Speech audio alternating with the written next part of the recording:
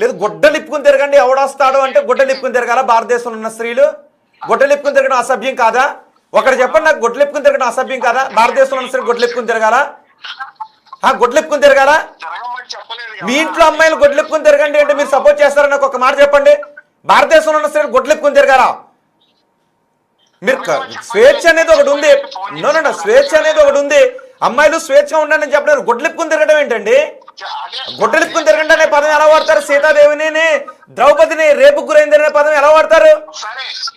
సరే రవి అనే ఆ వ్యక్తి యేసు మొండ యేసు గుడ్డ అని చెప్పేసి ఒక మాట అన్నాడు. దాని గురించి ఎవరు ఓకే, మీరు దాని గురించి రైజ్ చేయండి, దాని గురించి వేరే టాపిక్ లో మాట్లాడదాం. కానీ ఇప్పుడు మాట్లాడుతున్నటువంటి అంశం నా దేశ స్త్రీని స్వేచ్ఛగా ఉండు అని చెప్పడం వేరు, నా దేశ స్త్రీని, నా దేశ ఆడపడుచుని గుడ్డలిప్పుకుని తిరగండి అని అంటూ వేరు. I object that word. గుడ్డలిప్పుకుని తిరగండి అని చెప్పే స్వేచ్ఛ మీకు లేదు.